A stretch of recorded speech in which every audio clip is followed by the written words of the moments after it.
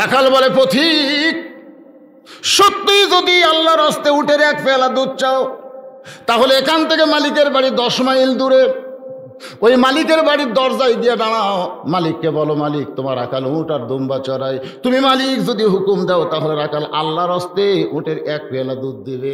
ওমর ফারুক বলে, রাখাল ভাই, অতদূর মালিকের বাড়ি যাওয়ার দরকার আমার নাই, বরং তোমাকে 2টা টাকা দিলাম, এই 2টা টাকার বিনিময়ে তুমি উটের এক পেয়ালা দুধ দাও। রাখাল আসমানের দিকে তাকায় বলে, পথিক, তুমি হযরত ওমরকে চিনো? সুবহানাল্লাহ কোন? রাখাল হযরত ওমরকে না চিনার কারণে বলে, পথিক, তুমি কি হযরত ওমরকে চেনো যে ওমর আল্লাহর আইন দিয়ে রাষ্ট্র চালায়? এটাই হলো সবচাইতে সুন্দর আমল। সুবহানাল্লাহ বলেন।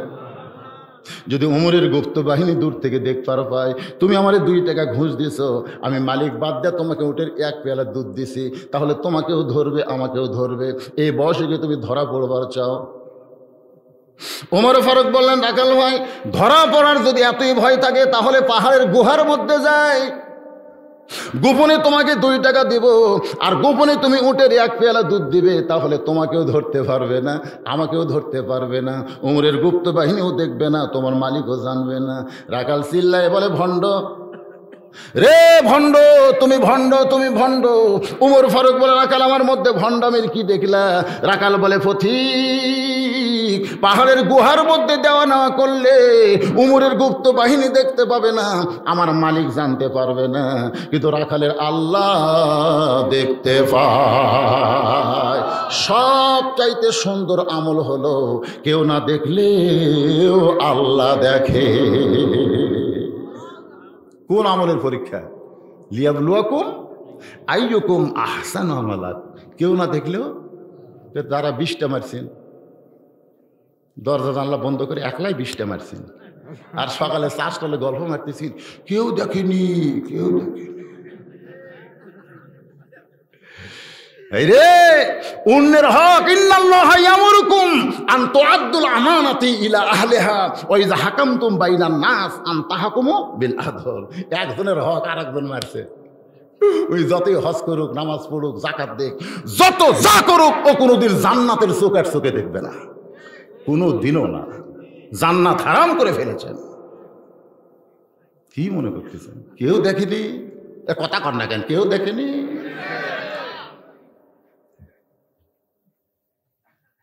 ওমর ফারুক এক দৌড় মারছে, এক দৌড়ে গিয়া পাহাড়ের পাদদেশে জায়নামাজ বিছাইয়া 2 রাকাত সালাতুল হাজত নামাজ পড়ে বলতেছে, মাবুদ, তোমার আমল এত সুন্দর, যখন কোরআনের পরিবেশ দুনিয়াতে থাকে, আল্লাহ তুমি আসমানে নাই, তুমি ঢুকেছো রাখালের কলিজা। কোথায় আল্লাহ? আমরা বলি না কোথায় আল্লাহ? আল্লাহ কোথায়? লা ইলাহা ইল্লাল্লাহ মুহাম্মাদুর কোন জায়গায়? জোরে কোন কোন জায়গায় রাখছেন? কলিজার ভিতরে রাখছেন। তাসদিক বিল জানান। ওমর ফারুক বলতেছে, আল্লাহ কি দেখলাম, এই রাখালটা এত সুন্দর আমল করতেছে, আসমানের আল্লাহকে কলিজার মধ্যে ঢুকায় ফেলছে। রাখাল পিছনে এসে বলতেছে, যতই কান্দ, উটের দুধ তোমাকে দিবার পারলাম না। ওমর ফারুক বলে, রাখাল ভাই, উটের দুধের কোনো দরকার আমার নাই, তুমি না দেখা আল্লাহকে কলিজার মধ্যে জায়গা দিয়া তুমি যে সুন্দর আমল করতেছ, এর বিনিময়ে তোমার চাহিদা কি? তুমি যে না দেখা আল্লাহকে কলিজার মধ্যে জায়গা দিয়ে মুয়াজ্জিন আযান দিলে তোমার গুণ হারাম হয়ে যায়। হ্যাঁ, আসসালাতু খায়রুন মিনান নাওম শোনার সঙ্গে সঙ্গে তুমি কম্বল ল্যাপকে লাথি মারো, ঠান্ডা পানি দিয়ে ওযু করো, তুমি মসজিদের দরজা পর্যন্ত এসে মসজিদ আল্লাহুম্মা আফতাহলি আবওয়াবা রাহমাতিক বলে ঢোকো। এই না দেখা আল্লাহকে বিশ্বাস করে তুমি যে 5 ওয়াক্ত নামাজ পড়তেছো, আর বিনিময়ে তোমার চাহিদা কি? হ্যাঁ, তুমি ইসলামী আন্দোলন করার কারণে বাড়িতে থাকতে পারো না, আলুর বাগুড়ির মধ্যে মাঝে মধ্যে ঘুম পাড়া লাগে। ধরে কোন কথা ঠিক কিনা? না দেখা আল্লাহকে বিশ্বাস করে আল্লাহর আইন দুনিয়াতে কার্যকর করার জন্য তুমি আল্লাহর দল করতেছো, তোমাকে মাঝে মধ্যে পুলিশ খোঁজে, এত কষ্টের কারণে তুমি আসো, তারপরে তোমার চাহিদা কি? কি কারণে এই কামটা করো? কি কোন একটা চাহিদা আছে না নাই? ওমর ফারুক রাখালকে বলতেছে, একটা ভালো চাকরিও নেই, একটা ভালো চাকরিও করো না, ভালো খাবারও পাও না, ভালো বাড়িও তোমার নাই, তারপরেও না দেখে আল্লাহকে কলিজার মধ্যে জায়গা দিয়ে তুমি যে সুন্দর আমল করতেছো, আর বিনিময়ে তোমার চাহিদা কি? রাখাল বলে, প্রতীক আমার চাহিদা হলো রব্বানা, সকলে পড়েন, রব্বানা আতিনা ফিদ দুনিয়া হাসানাতাও ওয়া ফিল আখিরাতি হাসানা ওয়া কিনা আযাবান্নার। ওমর ফারুক বললেন, রাখাল ভাই, আমি মূর্খ মানুষ, তোমার চাহিদার কথা জানতে চাইলাম, তুমি কোরআনের আয়াত আমাকে শোনাই দিলা, আমি তো বুঝতে পারলাম না। রাখাল মুসকে মুসকে হাসের বলে, তুমি আসলেই মূর্খ। আসলে মূর্খ? আল্লাহ বলেছেন, আল্লাহ রাসূল বলেছেন, আমার পরে কেউ যদি নবী হতো, লাউ কানা উমর, আল্লাহ উমরকে নবী বানাই দিত। সে হযরত উমর বলতেছে, আমি মূর্খ, তোমার চাহিদা বুঝতে পারলাম না, তুমি একটু ভালো করে বুঝাই দাও। রাখাল বলতেছে, পথিক আমার চাহিদা হলো দুইটা, একটা হলো দুনিয়া, একটা হলো আখেরাত।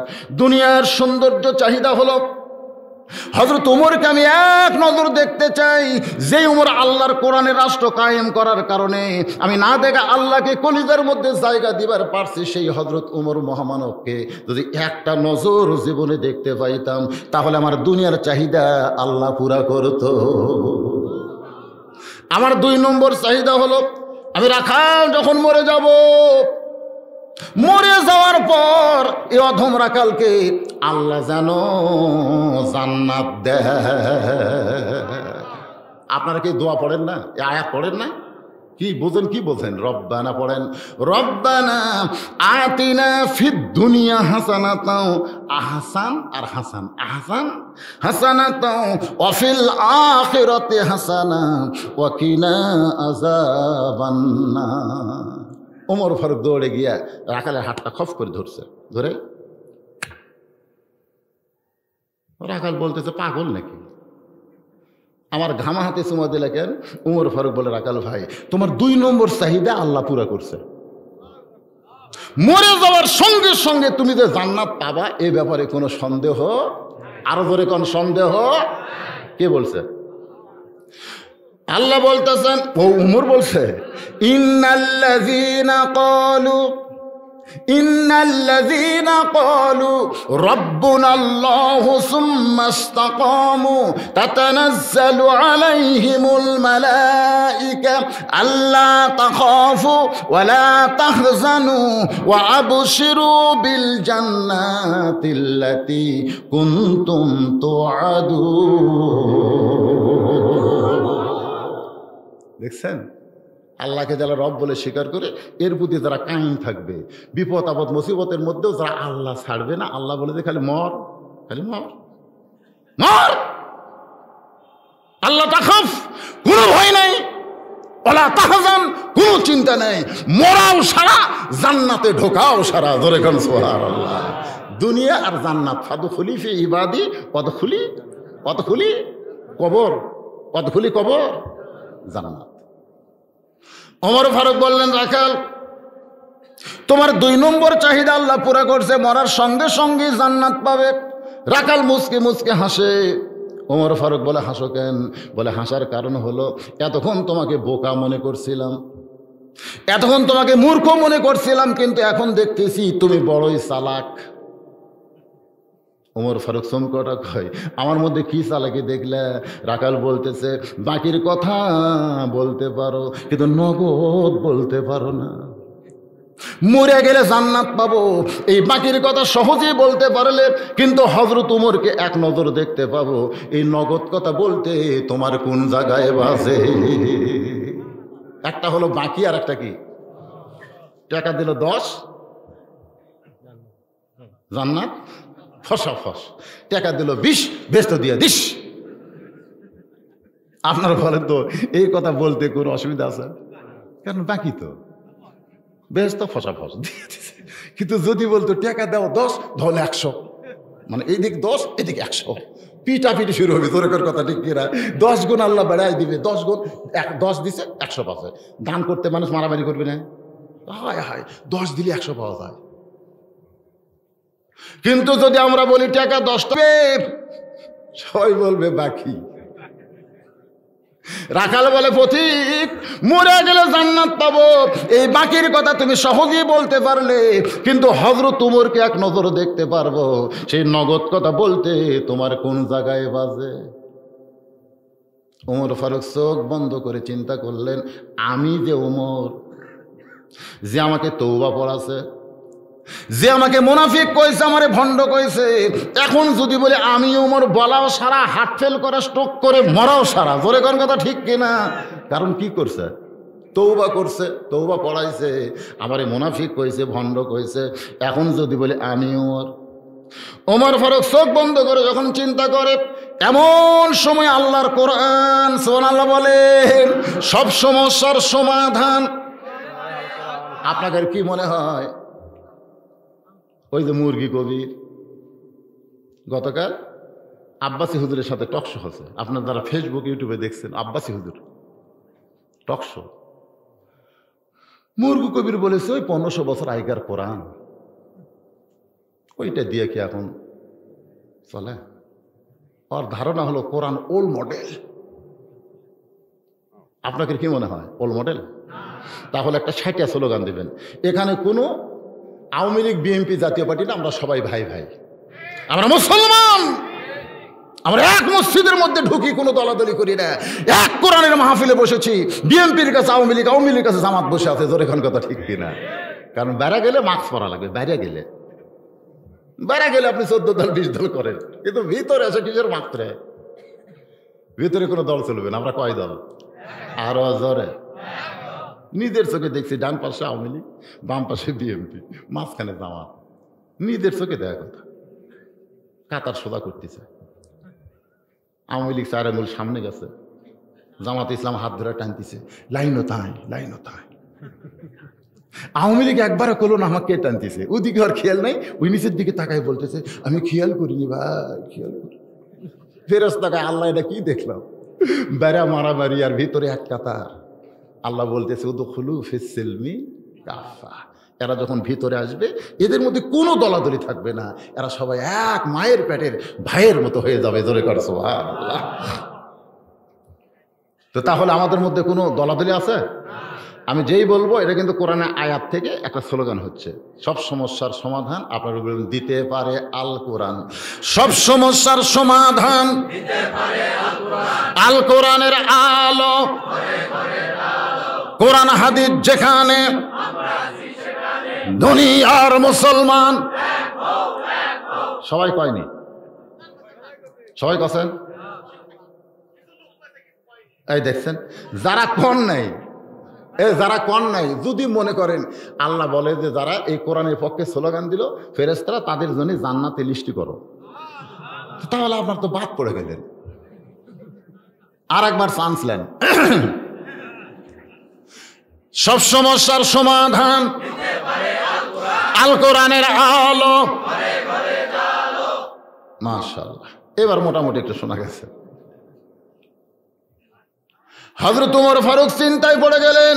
এমন সময় আল্লাহর কোরআন বলতেছে উদউ ইলা সাবিলি রাব্বিকা বিল হিকমা। ওমর, ডাইরেক্ট যদি বলবার না পারো তাহলে হিকমত অবলম্বন করো। মুসা নবী ফেরাউনের কাছে দাঁড়ায় আছে, মনে আছে না? ভুলে গেছেন? ভুলে গেলে কিন্তু চলবে না। হামান কাছে আমার আল্লাহ খায়। হিকমত কারে কয়?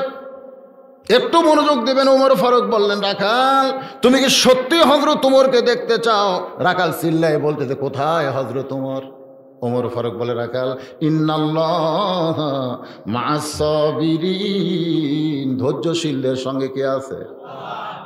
সত্যি যদি হযরত ওমরকে দেখতে চাও তাহলে ফজরের নামাজ তোমাকে সামনে কাতারে আদায় করা লাগবে।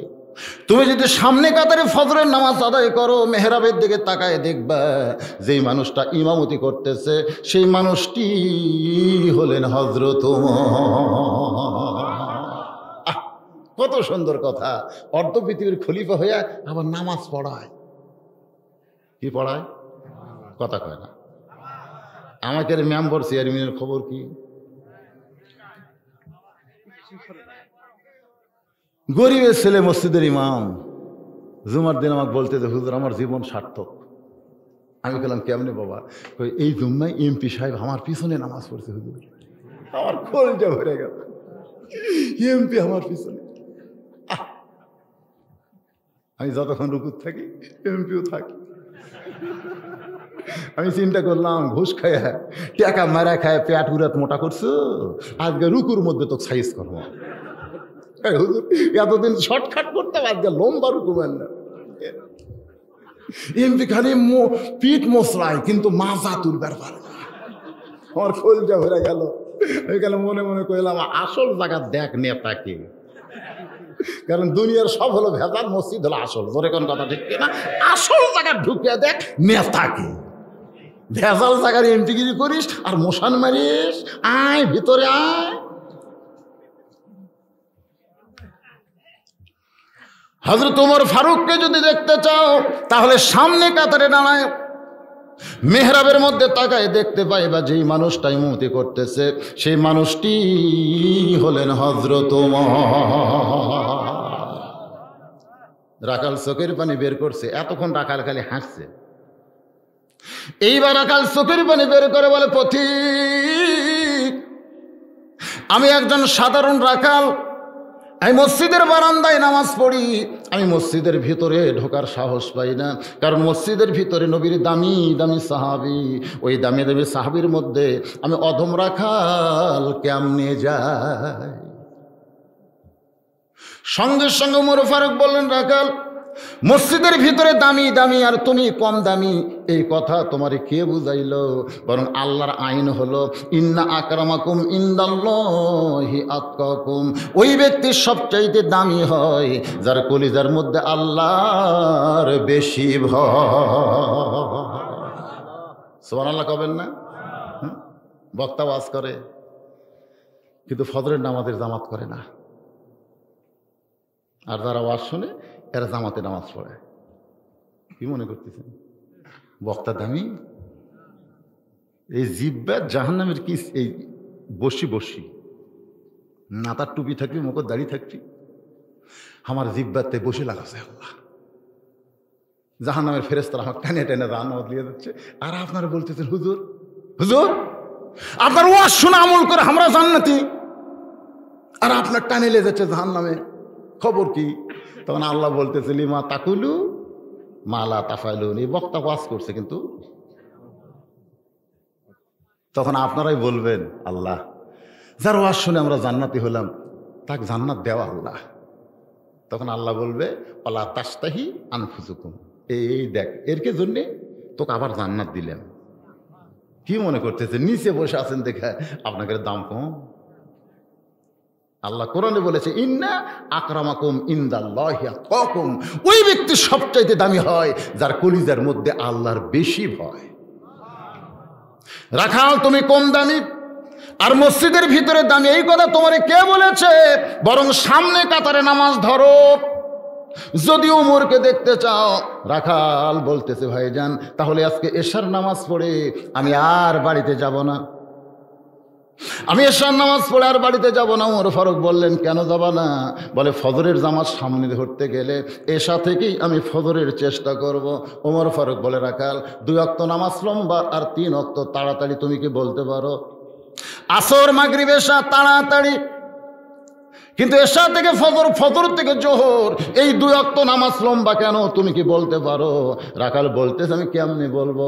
ওমর ফারুক বলতেছে, রাখাল শোনো, ফজর থেকে জোহর লম্বা সময় হওয়ার কারণ হলো ফজর থেকে জোহরের মাঝখানে মানুষ কাজ কাম করে, শরীরের মধ্যে যে ক্ষয় তৈরি করবে, এশা থেকে ফজর লম্বা হওয়ার কারণ ওই ঘুম পাড়ার কারণে আল্লাহ সেই ক্ষয়টা পুরা করে দিবে। তুমি এশা থেকে ফজর ধরবে, যদি ঘুম ধরে তো রাখাল বলতে, ঘুম যদি ধরি মসজিদের মধ্যে পারবো। কার কাছে কথা? আপনারা কোন তো কার কাছে? যার নাম শুনলে তারকে স্বপ্ন দোষ হয়, মাঝে মধ্যে ব্যাটারি ফিউজ করে, বিয়ে শাদী করেনি কিন্তু কাম সারায়। এরকম আছে না নাই? এই যে শাহাদাত আঙ্গুলি দেখেন, দেখেন এই যুবকেরা দেখো, এই আঙ্গুলটা এরকম, এর নিচের দিক থেকে আইন মিম র, উমর বুকের ওপর একটা আঁচড় দিবে, এই আঙ্গুলটা আঁচড় দিয়ে আর সামিউল মুমি তো 7 বার করে ঘুমিয়ে দেবা, স্বপ্ন দোষের বাপও তোমার কাছে আসবে না। এখনো সুবহানাল্লাহ করুন।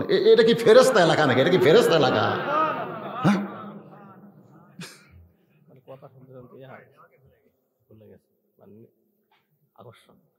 হ্যাঁ, আসলে আমার চাচি আমার কাছে এটা কান দিছে। কে চাচি কান্দিন কে? তোর ভাই বিয়ে করেনি, মাঝে মধ্যে গোসল করে। তোর চাচাও মন খারাপ, আমারও মন খারাপ, একটা তাবিজ দেবা, তুই এত ওয়াজ করিস। আমি বললাম চাচি তাবিজ দেওয়া হবে না, ওষুধ দেওয়া লাগবে, আমি আসতেছি। কিছুক্ষণ পরে যায় দিকে আমার ওই চাচাতো ভাই ওই মাথার মধ্যে হেডফোন দিয়েছে, হেডফোন বোঝেন না, দিয়ে পায়ের তলে কোল বালিশ আর মাথার তলে এক বালিশ, পায়ের তলে এক বালিশ, আর পা লড়তেছে, ঝিনঝির লড়তেছে। আমি যেই গেছি আমাকে দিকে লাভ ধরে, হুজুর আপনি কেন? আমি বললাম তোর মা আমাকে কইল তুই নাকি গোসল যদি করিস তাহলে বাইরে হয়ে যাবো, বাপ মা মনে করবি কোনো জায়গায় ছেলে যাবে গোসল করে গেল, তো গোসল করে আবার শুয়ে থাকিস কেন? তোর বাপ মা আমার কাছে রিপোর্ট দিছে তোকে তাবিজ দেওয়া লাগবে। ওই এখন আমার দিকে তাকায় রাগ করে, কি ওয়াজ করেন, কি ওয়াজ করেন, ওয়াজ ভালো করে করেন, তাবিজ লাগবি না। আমি কইলাম পাগল, কি ওয়াজ করি? ভালো করে করেন। ভাইজান জোড়হাত করে বলতেছি, জোড়হাত করে বলতেছি, আমার দরজা জানলা বন্ধ থাকে, আমি রাত্রে কোনোদিন দরজা জানলা খুলে ঘুম পারি না, কিন্তু দিনের বেলা যে কয়টা ব্যাপারটা দেখি তারই মধ্যে কেউ না কেউ স্বপ্নে আমার ল্যাপের মধ্যে ঢোকে, এটা আমার দোষ কি? আপনি ওয়াজ করেন, মেয়েরা যদি পর্দার মধ্যে থাকে, আমাদের যুবকের কোনো স্বপ্ন তো হবে না, ওয়াজ করেন।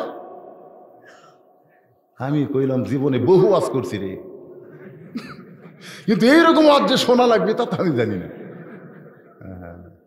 এই সমস্ত যুবকদের বলতেছি, বাবা ওমর ফারুকের নামটা শাহাদত আঙ্গুলি দিয়ে বুকের উপর আঁচড়ে লিখবে, আর সামিউল মুমিত 7 বার পড়বা, এই ব্যাধি থেকে আল্লাহ তোমাকে হেফাজত করবো, জোরে কান আমিন। যে উমরের নাম শুনলে শয়তান পালায়, রাস্তাতে গেলে 40 দিন আসে না, সেই হযরত উমর। একটু মনোযোগ দিয়ে শুনবেন, যেই শুনছে মসজিদের মধ্যে ঘুমাবো, কোন জায়গায় ভুলে গেছেন আপনারা? মসজিদের মধ্যে। ওমর ফারুক চেহারা রক্তের মতন করে বললেন, মসজিদের মধ্যে ঘুমানোর দলিল কি? মসজিদের মধ্যে ঘুমানোর দলিল আছে না নাই? আছে নাই? ঘুমাবেন। এ যখন নামাজ পড়ে সবাই চলে গেছে, আপনারা 5 জন 4 ফ্যান দিয়েছেন। শোনেন, ভালো করে শোনেন, এই 5 জন 4 ফ্যান দিয়ে গল্প করতেছেন, ধানের যে ফলন হলো, বারে দাম আছে কিন্তু ফলন নাই, আলু লাগাচ্ছি কি যে হয়, এই গল্প করতে গিয়ে মাথার উপর ফ্যান ঘুরতেছে, ফেরেশতাকে আল্লাহ সবাই চলে গেল, ফাইজা কুদিয়াতি সালা ফান্তাশিরু ফিলার, কিন্তু এই 4টা গল্প করে, এরা তো মসজিদটা বাড়ায় না। আল্লাহ বলতেছে, এরা মসজিদে গল্প করতে গিয়ে মাথার উপর যতক্ষণ ফ্যান ঘুরিছে, এই ফ্যানের বিল আলাদাভাবে না দেওয়া পর্যন্ত এরা জান্নাত যাওয়ার পারবে না, কারণ মসজিদ ওর বাপের ঘর না, ইচ্ছা মতো ফ্যান ঘুরে বিজোরে কোন কথা ঠিক কিনা? কি আর কি মারতেছে?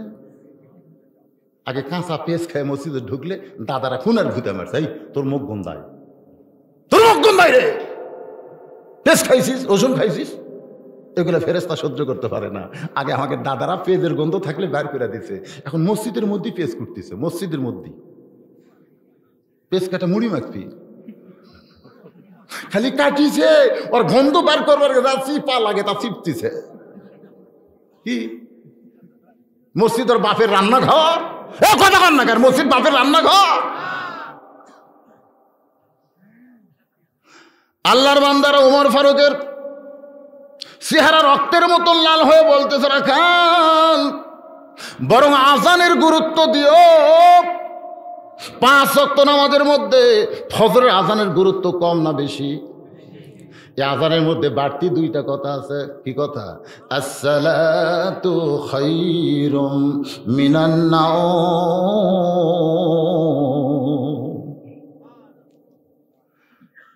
3.5 হাত ছিল, যে আজান শুরু হচ্ছে 2.5 হাত, আজান শুরু হয় কয় হাত?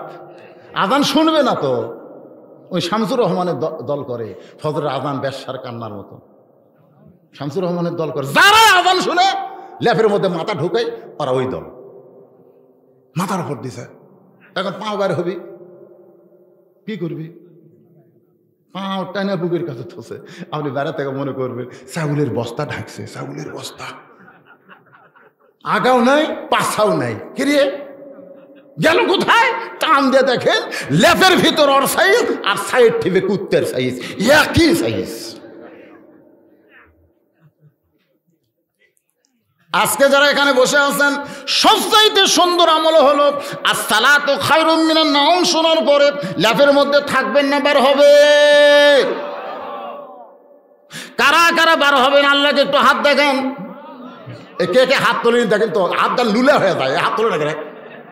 এই তোলেন ভাই, তোলেন, এটা তোলেন, সবাই তোলেন। লিল্লাহি তাকবীর, হাত নামান। আল্লাহ এই হাতওয়ালা মানুষদেরকে ফজরের নামাজের জন্য কবুল করে নাও, জোরে কোন আমিন। আল্লাহ পারে কি পারে না? ভাইজান একটু খেয়াল করবেন। ওমর ফারুক বলেন আজানের গুরুত্ব দাও, আজানের গুরুত্ব দাও। রাসূল বলেছেন আজান দেওয়ার 3 মিনিটের মধ্যে যারা মসজিদে চলে আসবে উট কুরবানির সওয়াব আল্লাহ তার আমল নামায় দিবে। 5 মিনিটের মধ্যে যারা আসবে গরু কুরবানির সওয়াব পাবে। 10 মিনিটের মধ্যে যারা মসজিদে ঢুকবে ছাগল কুরবানি সওয়াব পাবে। মুয়াজ্জিন যখন আকামত দিবে এমন সময় যারা মসজিদের মধ্যে ঢুকবে তারা সওয়াব থেকে বঞ্চিত হবে না। একটা মুরগি ডিম দান করার সওয়াব আল্লাহ তার আমলে দিয়া দিবে। ইল্লা মাগরিব, শুধু মাগরিব নামাজ ছাড়া প্রত্যেক নামাজে এই সওয়াবটা আল্লাহ দিয়া দিবে। কারণ মাগরিবের নামাজ ওই 3 মিনিট 4 মিনিট 5 মিনিট দেরি করলে আপনি আর জাহান্নাত পাবেন। আপনারা বলেন তো 4 ওয়াক্ত নামাজের সময় আছে কিন্তু মাগরিবের সময় কেন নাই? অল্প সময়ই নামাজ পড়া লাগে, কারণ কি কন্ত দেখি? না পারলে আমি কয়ে দেবো কারণ কি জানেন? এই কারণ জানেন? না জানলে বলবেন জানি না। তো জানি না কইতে কি হয়? জানার জন্যই তো আইছেন, জোরে কোন কথা ঠিক কিনা? যেটা আপনারা জানবেন না সেটা জানবেন কোরআন হাদিসের আলোকে। আল্লাহর বান্দারা রাখাল এতদিন নামাজ পড়তো বারান্দায়, জোরে কোন কোথায়? কিন্তু আজকে পড়বে কোন জায়গায়? যেই মাত্র আজান দিয়েছে এতদিন রাখাল সিনা টান করে নাভিতে তেল দেওয়ার মতন ধীরে ধীরে হাসতো, মনে হয় পাওত মিন্দি দিছে। কিন্তু আজকে সামনে কাতার ধরার জন্যে রাখাল মার্চ পুলিশ এবং আর্মির মতন হাঁটতেছে, কারণ সামনে কাতার ধরা লাগবে ওমরকে এক নজর দেখার জন্যে। বারান্দায় এসে রাখাল কান্দের বলে, রে বারান্দা, এতদিন বাইরে নামাজ পড়েছি, আজকে ভিতরে ঢুকতে চাই। হাদিস আছে বিস্তারিত, হুজুরি কলব ব্যতীত কঠিন কালেও নামাজ তোর হবে না। তবে কেন গাও জোয়ারি, মানুষকে দেখাও নামাজ পড়ি, ও তোমার সিদ্ধ বীজে সুফসল ফলে না। শুধু মসজিদের মধ্যে ঢুকলে হবে না, নামাজের ভিতরে ঢুকতে হবে। আমরা মসজিদের মধ্যে ঢুকি, বেড়া এসে গল্প করি, যতগুলো মসজিদে নামাজ পড়লাম কিন্তু আজকের মসজিদটা খুবই সুন্দর, সেই রকম গল্প করতেছে। আল্লাহ ওই মসজিদ দেখলো, আল্লাহ কয় আর দেখাই এই পর্যন্ত, ওই ঢোকেনি তো, ওই যার মধ্যে ঢুকছে সেটাই দেখছে, ওই তো নামাজের মধ্যে ঢোকে নাই। নামাজের মধ্যে ঢোকার মসজিদের মধ্যে ঢোকা আকাশ পাতাল তফাৎ, জোরে কোন কথা ঠিক কিনা? আসসালাতু মিরাজুল মুমিনিন, নামাজ হচ্ছে মুমিনদের মেরাজ। রাখাল বলতেছে এতদিন বারান্দায় নামাজ পড়েছি, আজকে সামনে কাতারে নামাজ পড়বো। এই বলে মসজিদের মধ্যে ঢুকতেছে ডান পায়ে, জোরে কোন পায়ে? কোনোদিন কেউ যদি বাম পায়ে হঠাৎ ঢোকেন, মনে করেন আপনি ঢুকতে ভুল করছেন, বাম পায়ে ঢুকছেন, আপনি আবার ব্যাক গিয়ার দিবেন, ব্যাক গিয়ার বোঝেন? এই শোনেন, বাম পায়ে ঢুকে যান, আপনি সিনা টান করে জানি না, যদি মনে হয় যে আমি বাম পায়ে ঢুকছি তাহলে ব্যাক গিয়ার দেওয়া হবে। পীর সাহেবের কাছে যায় কতগুলো মুরিদ, ওই পীরের দিকে পাছা দেয় না, বার হসমি পিছন দিকে আসে। তো পীরের কাছে না, আল্লাহর ঘর মসজিদে, সুবহানাল্লাহ। কারণ কার কাছে গেছেন? আল্লাহর কাছে গেছেন। তো ভুল করছেন, ব্যাক গিয়ার, পিছনে আসেন, আবার ডান পা দিয়ে জবান বন্ধ রাখা চলবে না, জবান খুলে একটা দোয়া পড়া লাগবে। আল্লাহুম্মা আফতাহ লি পড়েন, আল্লাহুম্মা আফতাহ লি আবওয়াবা রাহমাতিক। এই দোয়াটা যারা পড়তেছেন আরবিতে, আপনারা কি বাংলা অর্থ জানেন? এটাও জানেন না? কি বিপদ, এরকম আঙ্গুল তোলে।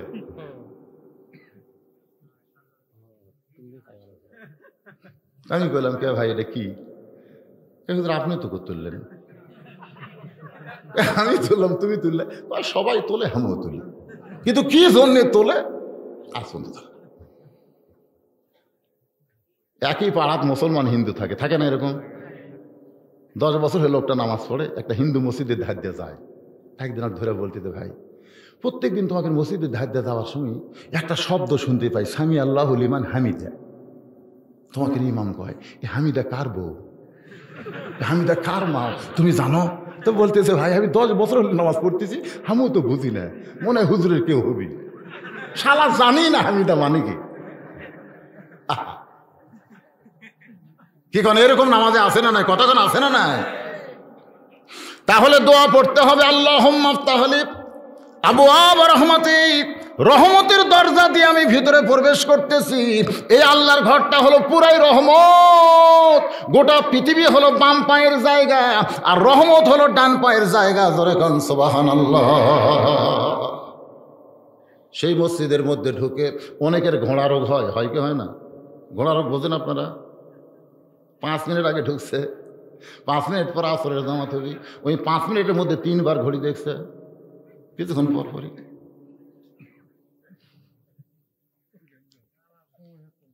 কত বাজে থেকে হচ্ছে এখনো 3 মিনিট, আজ ঘড়ি লড়তেছে না ভাই, আজ ঘড়ি লড়তেছে না।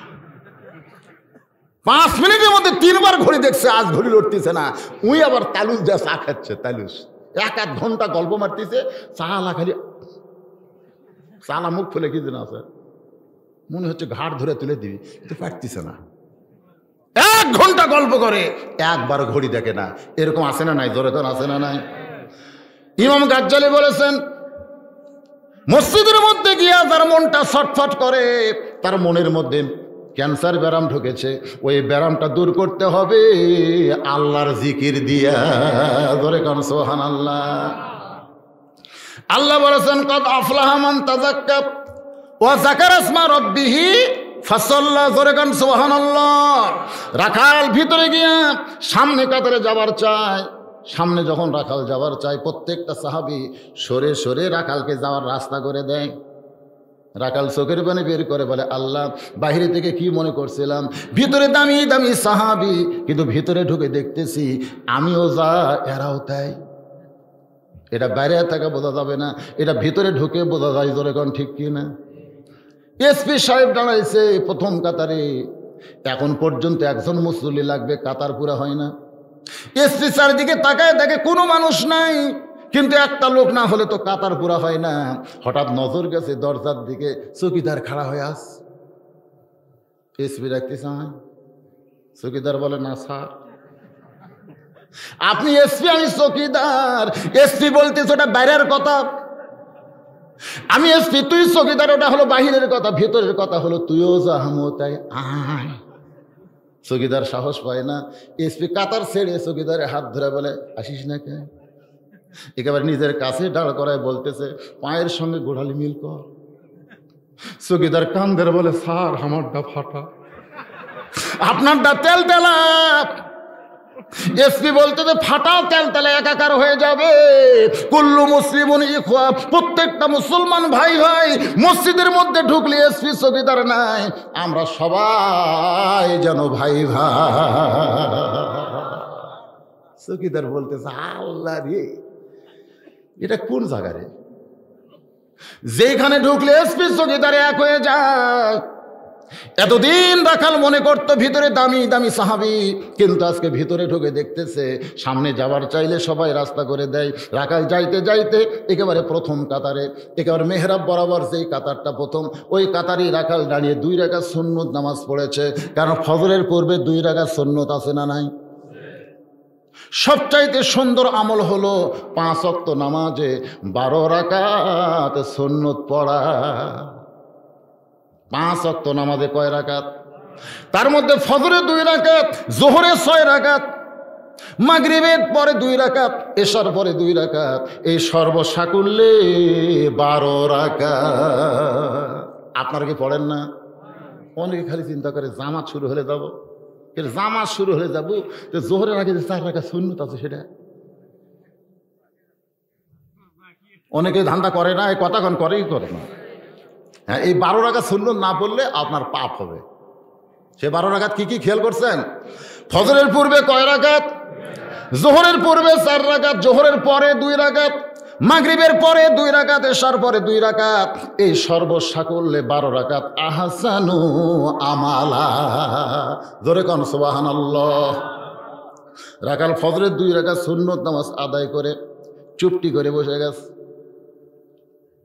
এমন সময় এক সাহাবী মসজিদের মধ্যে ঢুকে তাকে জায়গা দখল। হয়তো আপনারা বলবেন, হুজুর মসজিদ আবার জায়গা দখল কেমনে হলো? মসজিদ আবার জায়গা দখল কেমনে? রাসূল বলেছেন, আমি নবী যখন ইমামতি করব, আমি বরাবর পিছনে যিনি নামাজ পড়বে তার নাম হলো আবু বকর। আবু বকর যখন ইমামতি করবে, আবু বকর বরাবর পিছনে যেই ব্যক্তি নামাজ পড়বে তার নাম হলো হযরত উমর। উমর যখন ইমামতি করবে, উমর বরাবর পিছনে যেই ব্যক্তি দাঁড়াবে তার নাম হলো ওসমান। ওসমান যখন ইমামতি করবে, ওসমান বরাবর পিছনে যেই ব্যক্তি দাঁড়াবে তার নাম হলো হযরত আলী। হযরত আলী যখন ইমামতি করবে, আলী বরাবর পিছনে। এই বলে নবী চুপ হয়ে গেলেন।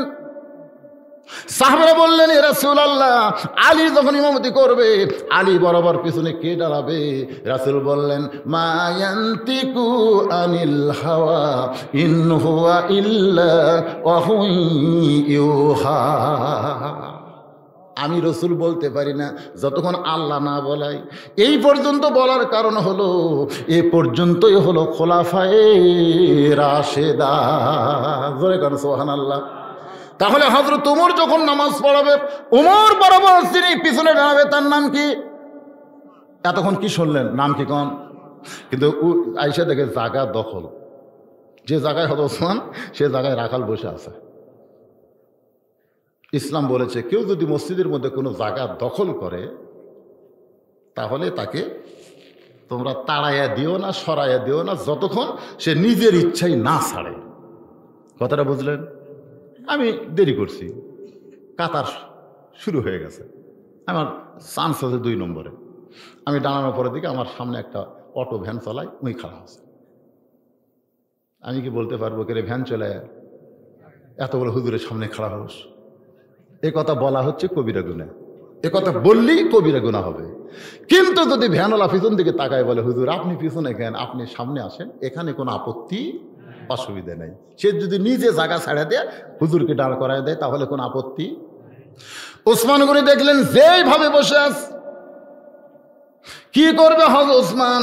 ওই রাখালের পাশে দাঁড়ায়া 2 রাকাত ফজরের সুন্নত নামাজ আদায় করে চুপটি করে বসে রাখালের মুখের দিকে বারবার তাকায়। কোনোদিন দেখেনি, কোনোদিন সামনে কাতারে দেখে নাই, আজকে প্রথম দেখেছে, যার কারণে বারবার তাকায়। রাখাল রাগ করে বলে, কি হয়েছে এত তাকাও কেন? আপনারা বলেন তো, কোনো মানুষের দিকে যখন বারবার তাকান তখন এই রাগ করে কি করে না? রাখাল চিল্লায় বলে, কি হয়েছে, আমার দিকে বারবার তাকান কেন? ওসমান গনি চমকে উঠছে, কারণ ওসমান গনি হলো সাহাবীদের মধ্যে সব চাইতে নরম। সুবহানাল্লাহ বলেন।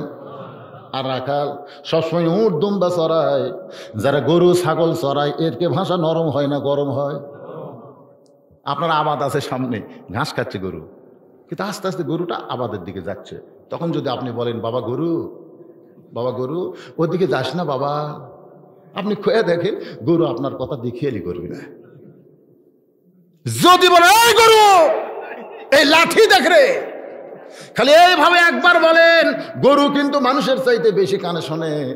ঘাড় কাত করে দেখবে লাঠি ঝোকাচ্ছে, আস্তে আস্তে আবার ঘাসের দিকে চলে আসছে। আল্লাহ রাসূল বলেছেন, প্রত্যেকটা অভিভাবককে আল্লাহ রাখালের দায়িত্ব দিয়ে দুনিয়াতে প্রেরণ করেছে। প্রত্যেকটা অভিভাবককে রাখালের দায়িত্ব দেওয়া হয়েছে। এখন আপনার অধীনে ছাগল গরু আছে, আপনি মনে করতেছেন, হুজুর আমার তো কিছুই নাই, তাহলে আমি রাখালি করবো কার কাছে? আপনি চোখ বন্ধ করে দেখেন, আপনার বাড়িতে 20 বছরের একটা গাই না, আপনার বাড়িতে 20 বছরের একটা আইডিয়া আছে, আর 17 বছরের একটা বকনা আছে। হয়তো বলবেন হুজুর আইডিয়া কি? আইডিয়া হলো আপনার একটা ছেলে আর বকনা হলো আপনার একটা মেয়ে। মনে নিয়েন না, একটু যুক্তি দিয়ে বুঝাইতেছি। উদু ইলা সাবিলি রাব্বিকা বিল হিকমা, হিকমতের সাথে। বাজানগো একটু খেয়াল করেন, আপনার ছেলে 20 বছরের, ও আসলে কি দরকার আছে না নাই? দরকার আছে না নাই? তা আপনার ছেলে যে ফুল প্যান্ট পরছে ওটাতে টাকনুর তলে গেছে, তা আপনি কি করবেন?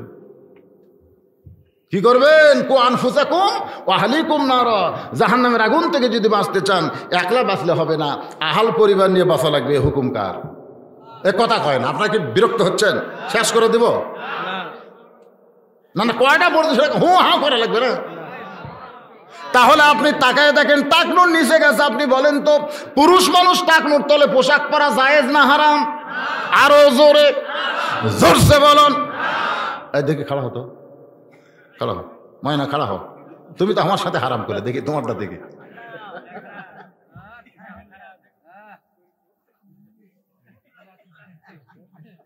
তাহলে তোমারটা টাকনুর তলে গেছে বাবা। হ্যাঁ,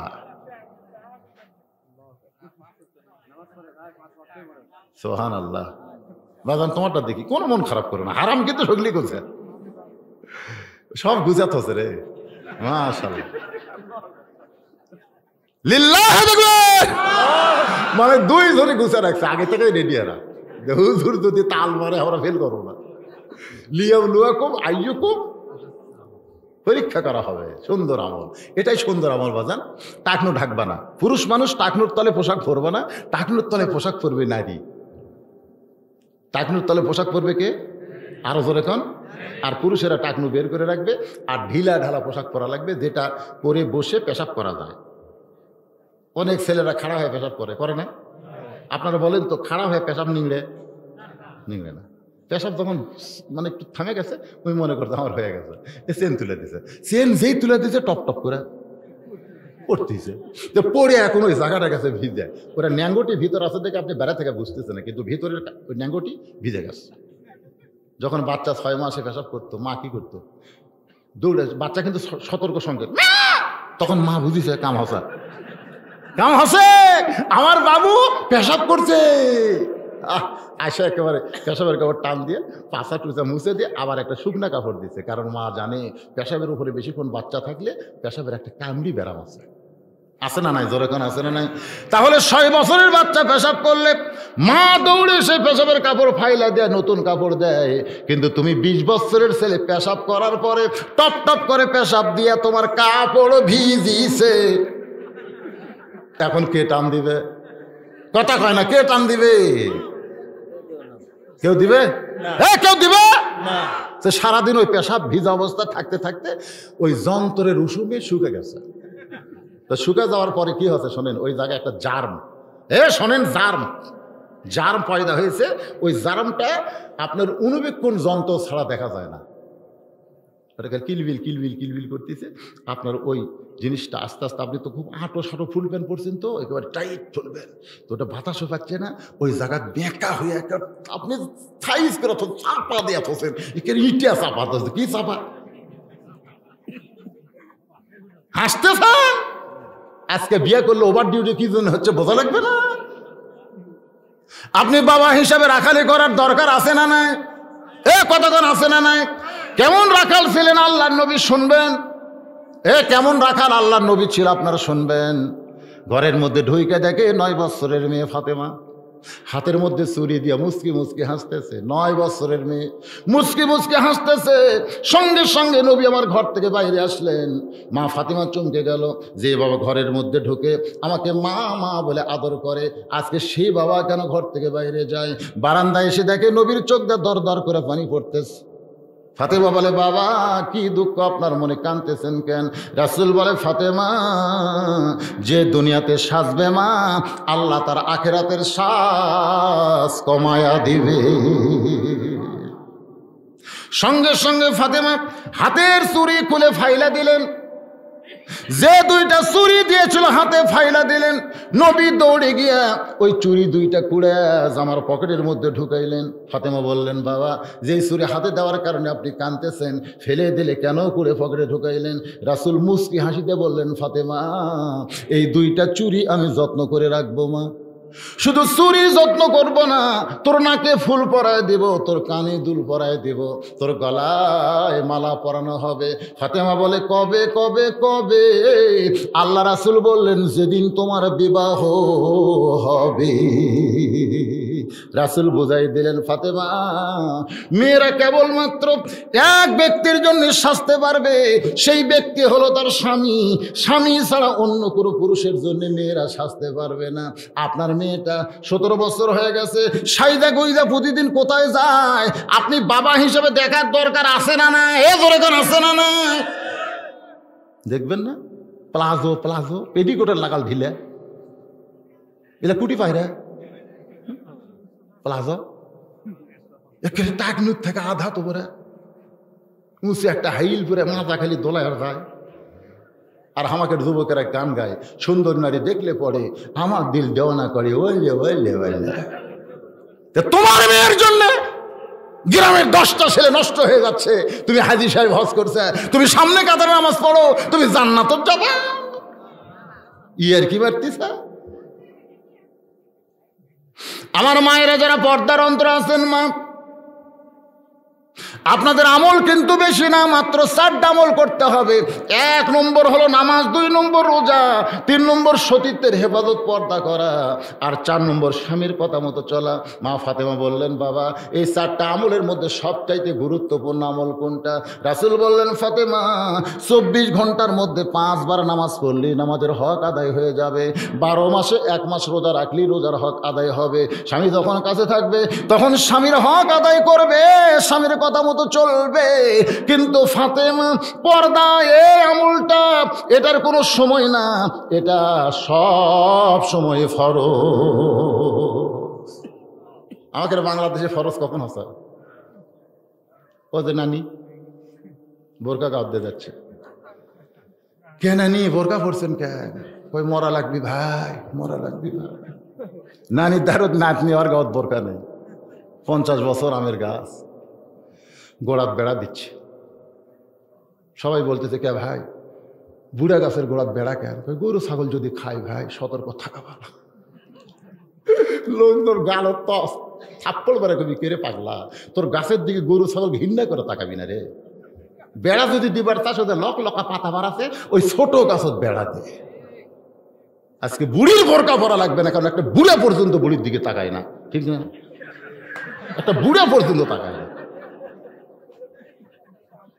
একটা যুবতীর দিকে বুড়াও তাকায়, যুবকও তাকায়, জোরে কর কথা ঠিক করে। তাহলে বেড়া দেওয়া লাগবে কোন জায়গা? বেড়া মানে বোরকা, জোরে কর বেড়া মানে কি? আমার মায়েদের জন্য বলতেছি মা, সবচাইতে সুন্দর আমল হলো মেয়েদেরকে পর্দার ভিতরে থাকতে হবে। আল্লাহর বান্দারা, আপনার কি মনে ভুলে গেছেন? ওসমান গনি রাখালের পাশে 2 রাকাত কি করছে? ফজরের সুন্নত নামাজ পড়ে রাখালের মুখের দিকে বারবার তাকায়, রাখাল রাগ করেছে। এবার ওসমান গনি বলতেছে ভাইজান রাগ করছেন কেন? কোনোদিন আপনাকে সামনে কাতারে দেখি নাই, আজকে প্রথম সামনে কাতারে দেখতেছি। আপনার পরিচয় কি? রাখাল চিল্লায় বলতেছে পরিচয় দিয়ে কি সামনে কাতারে আসা লাগে? ওসমান গনি চমকে বলতেছে ভাইজান এত রাগ করছেন কেন? এত রাগ কেন করছেন ভাই? কোনোদিন সামনে দেখি নাই, এই জন্য একটু জিজ্ঞাসা করতেছি। আপনি আমার ভাই, আপনি কেমন আছেন এই জিজ্ঞাসা করার দরকার আছে না নাই? মসজিদের পাশে আপনার কাছে নামাজ পড়ে, আপনি ঢেকুস তুলতেছেন, নামাজ পড়তেছেন, মানে 4 তরকারিতে ভাত খায়া ওই নামাজ পড়বার গেছে। ওর বুঝছেন পেট নিতে হয়ে আসছে, তারপর হাত বাঁধিছে। ওরই ধারতে একজন সকাল থেকে কিছুই খায়নি, খালি বলতেছে গোড়া সোজা করো, গোড়া সোজা করো। ফেরেশতাকে আল্লাহ গোড়া তো সোজা আছে, কিন্তু একটার পেট নিচু একটার উঁচিয়ে ব্যাপার কি? খালি গোড়া সোজা করা না, পেটও সোজা করা লাগবে, জোরে কর ঠিক কিনা? আমার ভাই তোমাকে কোনোদিন সামনে কাতারে দেখি না, আজকে দেখতেছি। তোমার পরিচয় কি? এইটাকে আমি নিবার পারবো না। রাখাল বলতেছে আমি বারান্দায় নামাজ পড়ি, আমি ভিতরে কোনোদিন ঢুকি নাই।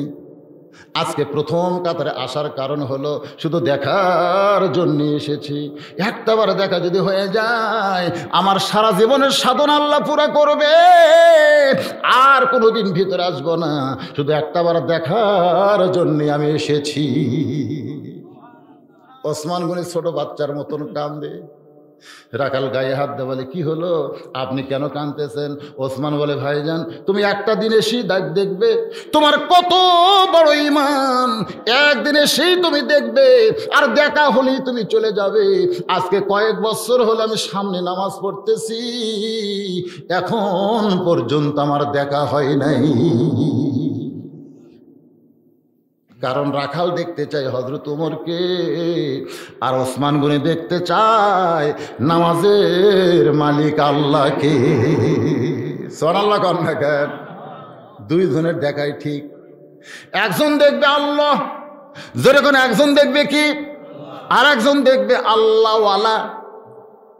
আল্লাহওয়ালা, আল্লাহওয়ালার সাথে সম্পর্ক রাখলে আল্লাহর সাথে আপনার সম্পর্ক হবে কি হবে না? জোরে কোন হবে কি হবে না?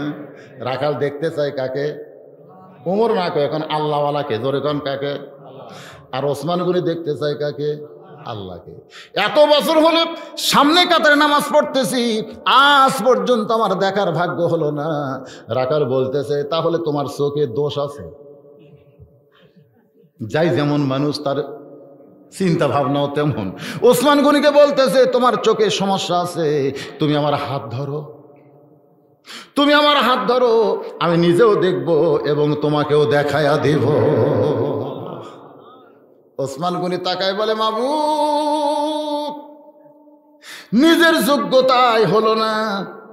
তুমি কোরআন কারিমে বলেছো, ইয়া আইয়ুহাল্লাযীনা আমানুত্তাকুল্লাহা ওয়া কুনু মা'আস সাদিকিন। রে ইমানদার বান্দারা, আল্লাহর ভয় যদি কলিজার মধ্যে রাখতে চাও, তাহলে আল্লাহওয়ালা সাদিকিন বান্দার সাথে হয়ে যাও। ওসমান গনি বলে, মাবুদ, নিজের যোগ্যতায় পাইনি আল্লাহ, কিন্তু এমন একজন মহামানবকে আমার কাছে পাইছি যে নিজেও দেখবে এবং আমাকেও দেখায়া দিবে। ওসমান গনি রাখালের হাত ধরে খালি মুচকি মুচকি হাসতেছে, আজ কাম হবে। আর ওসমান গনির মতো মানুষ আছে যারা হজ করেছেন, মুরব্বি তো করছেন ইনশাল্লাহ, আলহামদুলিল্লাহ। জান্নাতুল বাকির প্রথম গেট খুলেই যে কবর, জ্যান্ত জ্যান্ত। ওই যে কোরআন আয়াত বললো না, ওয়ালা তাকুলু লিমা ইউকতালু ফি সাবিলিল্লাহি আমওয়াত। আল্লাহ বলেছে বাল আহইয়া, আমার রাস্তায় যারা জীবন দেয় তাদেরকে মৃত্যু বলো না, আমি আল্লাহ বলতেছি জীবিত। ওসমান গনি কিন্তু আল্লাহ রাস্তায় জীবন দিয়েছে, কোরআন শরীফ পড়া অবস্থায় তাকে হত্যা করা হয়েছে। তাহলে কি মরছে? বাল আহইয়া। তার কবরের পাশে দাঁড়াইলে, যারা হজ করছেন তারা জানেন, ওখানে দাঁড়াইলে গোটা দেহ মনে কারেন্ট শর্ট করতেছে, থরথর করে কাঁপে। ওসমান গনির কবরের দিকে তাকান, কোনো মাজার নাই ভাই রে। আমাদের বাংলাদেশে যতগুলা মাজার আছে সব পাকা রাস্তার ধারত, রিয়েল লাইনের ধারত একটা মাজার নেই, কারণ গাড়ি থামাবার পারে না, টাকাও দিতে পারে না। আর এই শালারা পাকা রাস্তার ধারত মাজার করছে। আপনার বেশি মাজার পাবেন সিলেটের দিকে, তার ঘোড়া আসা, লেদা আসা, মানে ঘোড়া আসা মানে ঘোড়া মরিছে, তার এক মাজার, ঘোড়া দিয়ে লাই দিয়েছে সেটাও এক মাজার। হ্যাঁ, হাসতেছেন। ওই যে তাহিরি একটা বক্তা আছে, আছে না, ওর ওয়াজ আপনারা শুনতেন। ওই তখন শুরু করে দেয়, কানা বাবা, ন্যাংরা বাবা, খাজা বাবা, ল্যাংটা বাবা, এক নিঃশ্বাসে 100টা বাবা কয়। আল্লাহর বান্দার একটু মনোযোগ দেবেন। লিয়াবলুয়াকুম আইয়ুকুম আহসানু আমালা। আপনারা কি বিরক্ত হচ্ছেন? ওসমান গনির কবরের পাশে দাঁড়ান যারা হজ করেছেন, কবরের দিকে তাকায় দেখি ছোট্ট একটা পাথরে খোদাই করে লেখা আছে ওসমান গনি। আল্লাহু গানিয়ুন ওয়া আনতুমুল ফুকারা। আল্লাহ হচ্ছে ধনী আর আমরা সবাই ফকির। রাসূল বললেন ইল্লা ওসমানু গানিয়ুন। ওসমান হলো গনি, ওসমান হলো সব চাইতে ধনী। সাহাবারা বললেন ইয়া রাসূলুল্লাহ, কোরআন বলল আল্লাহ গনি আর আমরা ফকির, আর আপনি বলেন ওসমান গনি কেমনে?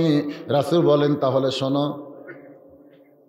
আমি নবী বসে আছি, এমন সময় এক সাহাবী এসে আমারে বলে ইয়া রাসূলুল্লাহ, আজকে ক্ষুধা আর জ্বালায় বড় কষ্ট পাই, 2 দিন হলে আমার বাড়িতে কোনো খাবার নাই, যদি পারেন আল্লাহর একটু একটু সাহায্য করেন। সঙ্গে সঙ্গে নবী আমার জুব্বাখানা তুললেন। নবী জুব্বাখানা তুললেন। এইভাবে জুব্বা তোলার পরে তাকায় দেখে নবী পাথর বেঁধে বসে আছে। সাহাবী বলতেছে, আমি তো আর কি ক্ষুধার্ত, আমার চাইতে বেশি ক্ষুধা নিয়ে আপনি বসে আছেন। এই বলে সাহাবী যখন যাবার চাই, নবী বললেন, আম্মা সাইলা ফালা তানহার, সায়েলকারীকে ফিরানো যাবে না, সুন্দর ভাষায় তাদেরকে সান্ত্বনা দেওয়া লাগবে। সুবহানাল্লাহ কোন। আল্লাহ নবী বললেন, ও সাহাবী, তুমি ক্ষুধা নিয়ে আমার কাছে আইছো, তুমি খালি খালি কেন ফেরত যাবে, বরং একটু দাঁড়াও। সাহাবী যখন দাঁড়াইছে, এমন সময় নবী ডাক দিলেন, আলী। লব্বাইকা রাসূলুল্লাহ। সব সময় যে সাহাবী নবীর কাছে থাকতেন, সে সাহাবীর নাম হলো হযরত আলী। ধরে কোন সুবহানাল্লাহ। আপনারা মনে করেন সব সময় আবু বকর, না, গারে সুরে আবু বকর ছিল, কিন্তু হিজরতের সময় আলী কিন্তু নবীর কাছেই ছিল। ধরে কোন ঠিক কিনা? আল্লাহ রাসূল বলেন, তুমি আমার খেতা গরম করো, কি করো, আমার চাদর মুড়ি দিয়ে ঘুম পাড়ো। তার মানে নবীর কাছে কে ছিল? আর নবী আবু বকরের কাছে গেছিল। এই জন্য আপনারা ভুল করবেন না। সব সময় যে সাহাবী নবীর কাছে থাকতেন, একেবারে ছোট্টবেলা থেকে নবীর কোলে কাঁখালে যে সাহাবী বড় হয়েছে, তার নাম হচ্ছে হযরত আলী, যিনি আল্লাহ রাসূলের আপন চাচাতো ভাই। যেই চাচা নবীকে লালন পালন করেছে আবু তালেব, তারই সন্তান। জোরে গান সুবহানাল্লাহ। আলী, লব্বাইকা রাসূলুল্লাহ। নবী বললেন, তোমার এই ভাই ক্ষুধার জ্বালায় আমার কাছে সাহায্য নিবার আইছে। আলী বলতে, তো হুজুর, আপনি দিবার পারলেন না, আমাকে কেন ডাকতেছেন? আজকে 3 দিন হলে আমার পেটে কিছু পড়ে নেই। আল্লাহ রাসূল বলে, আলী রে, তোমাকে কিছু দেওয়ার জন্য ডাক দেই নাই, বরং তুমি একটা চিঠি লেখো ওসমানের কাছে। চিঠির মধ্যে 2000 টাকার একটা অঙ্ক বসায় দাও। চিঠির নিচে আমি নবীর নামটা খোদাই করে দাও, লিখে দাও। হযরত আলী নবীর কথা মতো একটা চিঠির মধ্যে 2000 টাকার অঙ্ক বসাইয়া ওই চিঠির নিচে আল্লাহ নবীর নামটা লিখে গরিবের হাতে দেয়। গরিব চিঠি এখানে নিয়ে ওসমান গনির কাছে গিয়ে দেখে ওসমান গনি কেশিয়ারের সঙ্গে ঝগড়া করতেছে। এই বেটা 4 আনা গেল কোথায়? কি হিসাব করি, 4 আনা গেল কোথায়? 4 আনা না হিসাব মিলা পর্যন্ত আমি কিন্তু আজকে তোরে ছুটি দেব না। গরিব চিন্তা করে, চিঠির মধ্যে 2000, আর বেটা 4 আনার জন্য কেশিয়ারকে যেভাবে ধরছে। এ কৃপণ কোনোদিন 2000 টাকা দান করবে না। নবীর কাছে গিয়ে বলে, ইয়া রাসূলুল্লাহ, আপনি দিবার পারবেন না, ঠিক আছে, কিন্তু এমন কৃপণের কাছে আমার কেন পাঠাইছেন? রাসূল বলে, চিঠি কি দিয়েছ? কই দেওয়ার পরিবেশ পাই নাই, আবার যাও। এবার গরিব আবার গিয়ে দেখে কেশিয়ারের কপাল ঘেমে ঘাম টপ টপ করে পড়তেছে। ওসমান গনি কিছুক্ষণ পরেই বলতেছে, বেটা 4 আনা গেল কোথায়? 4 আনার হিসাব দাও। গরিব মনে মনে কয়, আল্লাহ রে, 1-8 ঘন্টা হলে যে 4 আনার হিসাব ছাড়ে না, সে কোনোদিন 2000 টাকা দান করবে না। নবীর কাছে গেলে নবী আবার পাঠায় দিবে, দরকার নাই। গোপন পদ্মা পালাবার চাই, কারণ ক্ষুধা পেটে বসে থাকা যায়, অযাতা ঘুরে কোনো লাভ। আমি নিজের চোখে দেখছি, আমার এলাকায় এক ফকির 1 দরজার ভিক্ষা পাইয়া মাঝখানে 2 বাড়ির দরজা বাদ দিয়ে 3য় বাড়িতে গেছে। আমি বললাম, কে ভাই, এই 2 বাড়ি আপনি ভিক্ষা করছেন? আমি বললাম, না। তো বুঝবেন কেমনে? তো বাদ দিলে কেন? বলে, হুজুর, এই 2 বাড়ি কমপক্ষে 10-12 আমি চাইছি, প্রত্যেক বাড়ি কাছে মাফ করো, প্রত্যেক বাড়ি মাফ আছে। তো যারা ফকিরের কাছে মাফ চাই, এর কে থাকে বড় ফকির দুনিয়ার নাই। আমি 2 বাড়ি তালাক দিছি হুজুর, আমার সময়ের দাম আছে। আপনি কি করতে চাচ্ছেন? ফকির হুজুর থেকে আমার সময়ের দাম নাই? চিন্তা করে দেখেন, কোন বাড়ি যদি ফকির তালাক দেয়, ওই বাড়িতে টাকা থাকবে, পয়সা থাকবে, কিন্তু শান্তি থাকবে না। এখন আপনারা দেখেন, তার দরজাত কি তালাক দিয়েছে? অনেকে খুশি হয়ে কয়, আমার বাড়ি ফকির আসে না। ফকির আসে না মানে তুই মরছু? কি মনে করতেছেন? আল্লাহর বান্দা গোপন পদ্মা পালাবার চায়।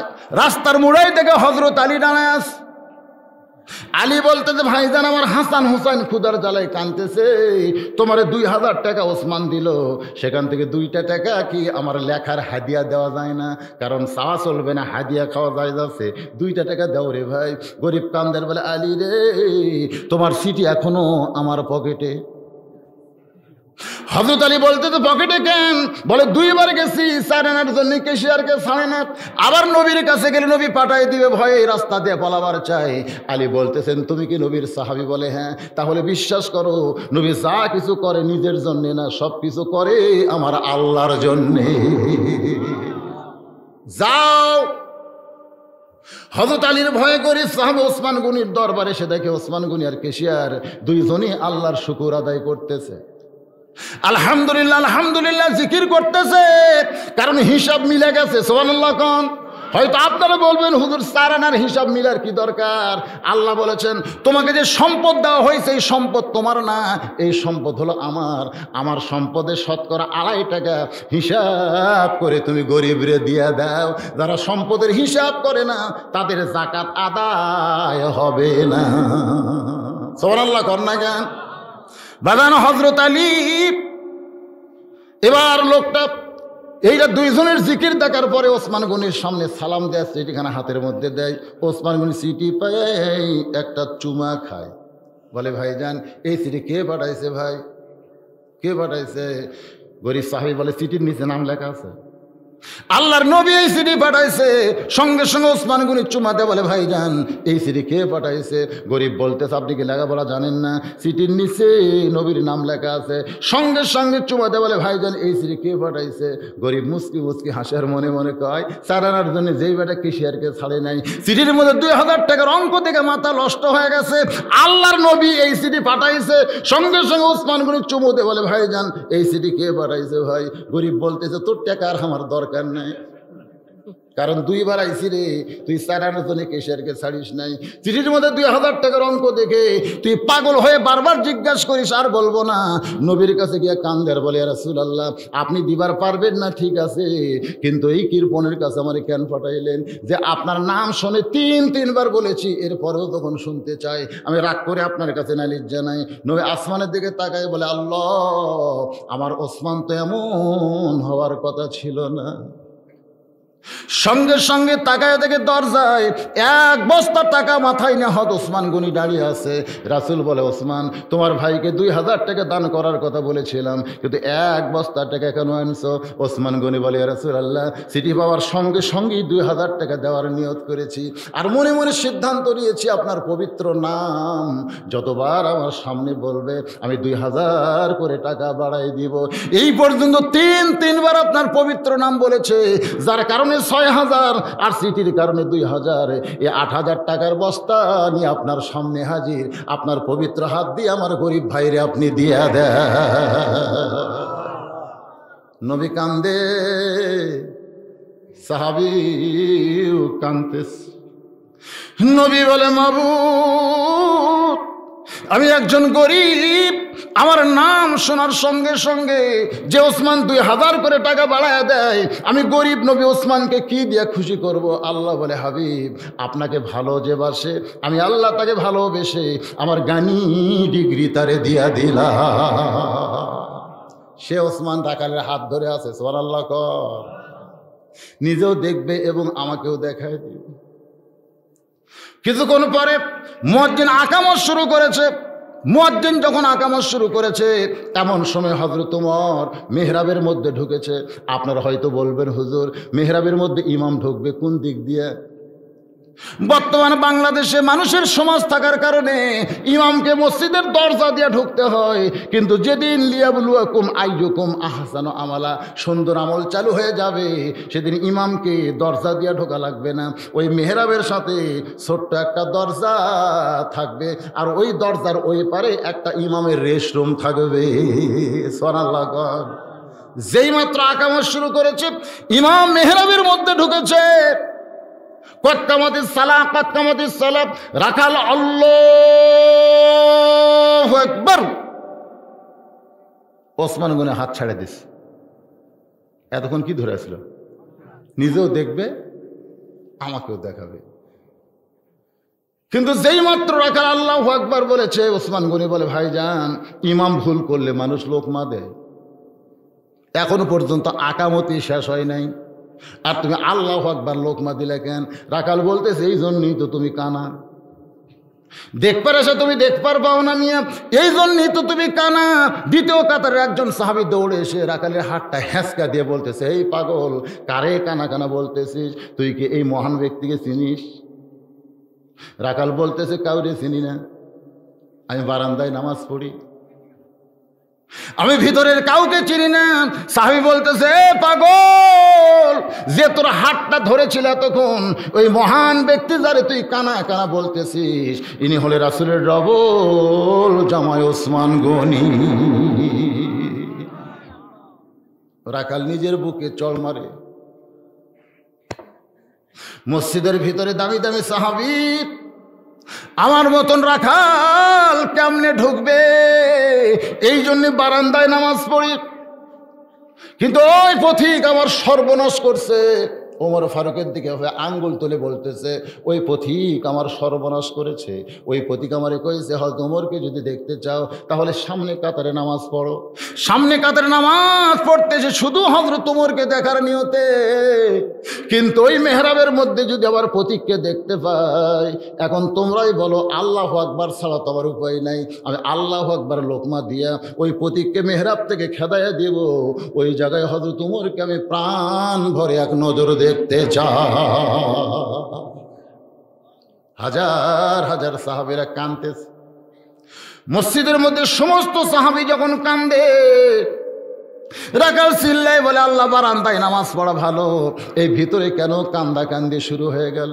ওসমান গনি বলে, রাখাল ভাই, তুমি যারে পথিক পথিক বলতেছো, ওই মানুষটি হলেন হযরত ওমর।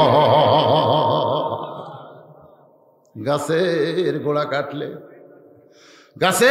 কাটলে গাছটা যেমন ঠাস করে পড়ে যায়, রাখাল দৌড়ে গিয়ে হযরত ওমরের সামনে তেমনি পড়ে গিয়া কাটা মুরগির মতন ছটফট করতেছে।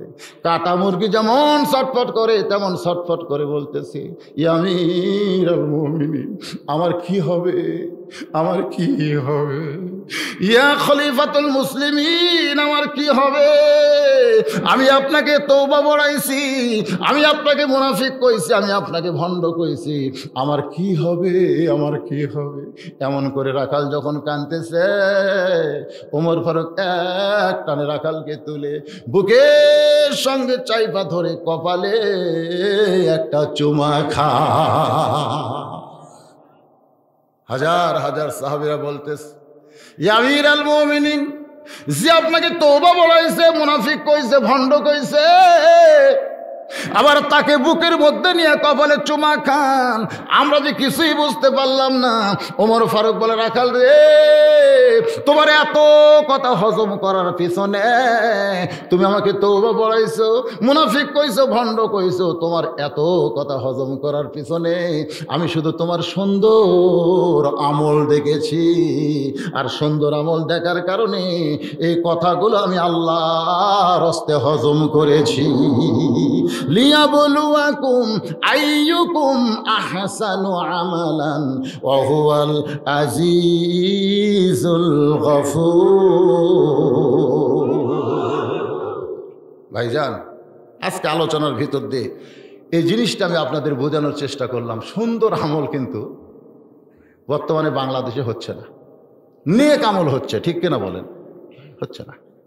সুন্দর আমল, সুন্দর কথা, সুন্দর কোরআনের কথা আজকে আমরা সুন্দরভাবে আপনাদের সামনে উপস্থাপন করতে পারি না। আজকে যতটুকু আলোচনা হলো এর ভিতরে বুঝ মোতাবেক আল্লাহ যেন আমাদেরকে আমল করার তৌফিক দেয়। সকলে বলে আমিন। ইস্তিগফার পড়েন, আস্তাগফিরুল্লাহ রব্বি মিন কুল্লি যামবি ওয়া আতুবু ইলাইহি। এই ভাই ওঠেন না, এই উঠে দৌড় মারেন কেন? এই আপনাদের যে মোনাজাত, একটা দোয়া মুখ খলিবাত, বিশ্বাস করেন না আপনারা? মাথা বোঝেন, মাথা বোঝেন, মাথা বোঝেন তো, মাথাই নাই। ও আমার ওয়াজে শুনছেন মাথা ছাড়া, ভুলে গেছেন অনেক দ্বারা আগের বছর মাথা ছাড়া, মাথা ছাড়া মোদি ঘর বোঝেন না? হ্যাঁ, সবই আছে, মাথা নাই।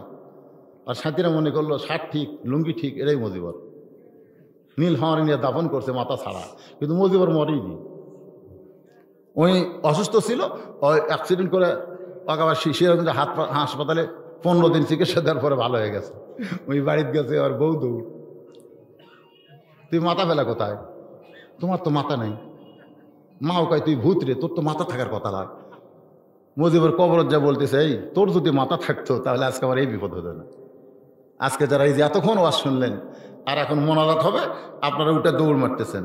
আপনার তো মাথা ছাড়া মজিবর হচ্ছেন। ধরে এখন কি ছাড়া? এই যে ভাইয়েরা, কোনো এখানে কোনো কালেকশন আছে? আছে?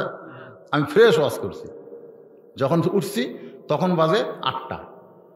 ঘড়ি দিয়ে কখন যে 3.25 ঘন্টা গেল আপনারা খেয়াল করছেন? এখন বাজতেছে 11:15। তার মানে কত হলো? 3.25 ঘন্টা ওয়াজ। কোন দিক দিয়ে গেল আমিও তো বুঝতে পারলাম না। আল্লাহর কোরআন আমাদেরকে পাগল করেছে, বলেন সুবহানাল্লাহ। মুনাজাতটা করি। আস্তাগফিরুল্লাহ রব্বি মিন কুল্লি জামবি ওয়া তুবু ইলাইহি লা হাওলা ওয়ালা কুওয়াতা ইল্লা বিল্লাহিল আলিয়্যিল আযীম। আল্লাহুম্মা সাল্লি আলা সাইয়্যিদিনা শাফিনা নাবিয়িনা মাওলানা মুহাম্মদ ওয়া আলা আলিহি ওয়া সাহবিহি ওয়া বারাক ওয়া সাল্লিম। আল্লাহুম্মা আমিন। আল্লাহুম্মা আনতাস সালাম আমিনকাস সালাম তাবারাকতা ইয়া যাল জালালি ওয়াল ইকরাম।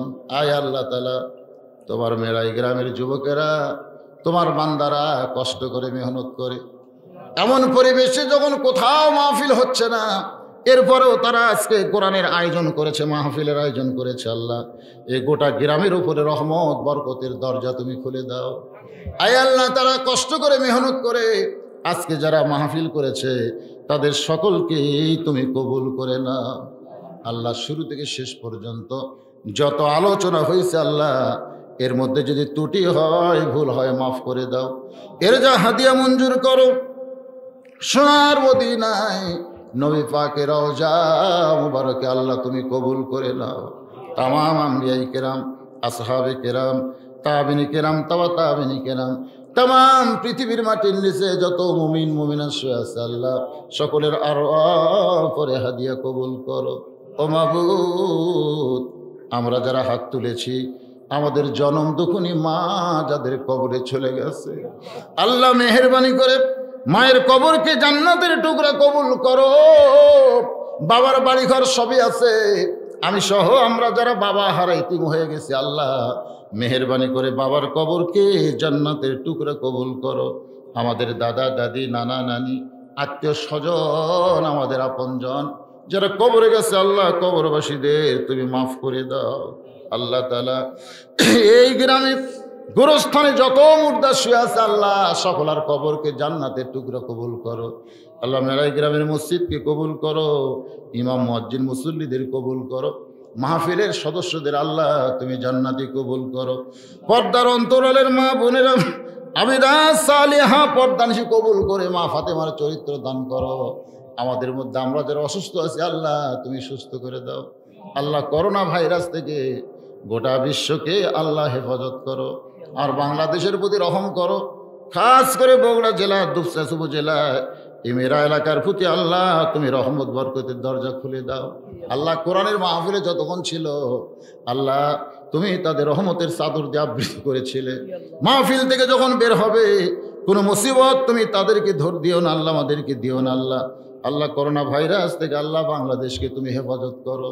ও মাবুদ মাওলা, অনেক আল্লাহর বান্দারা মাহফিল করতে সহযোগিতা করেছে, প্রশাসনের ভাইরা, অনেক নেতা ভাইরা, যুবকেরা আজকের মাহফিল করার ব্যাপারে সর্বাত্মক সহযোগিতা করেছে। আল্লাহ, মেহেরবানি করে তাদের সকলকে কবুল করো। কত মানুষের জানাজার নামাজ আমরা পড়েছি ভাই, একটাবার কি খেয়াল হয় যে আমার নিজেরও জানাজা হবে? কত মানুষকে কবরে নামায় দিয়েছি, একটাবার কি মনে হয় আমরাও একদিন কবরে নেমে যাব? কত মানুষকে কবরে মাটি দিয়েছি, আমাদেরকে মনে হয় একদিন আমাদের কবরেও মাটি দেওয়া হবে। যেদিন মরে যাব দিনটা যেন জুমার দিন হয়, যে মাসে মৃত্যু হবে মাসটা যেন রমজান মাস হয়। ইমানের সাথে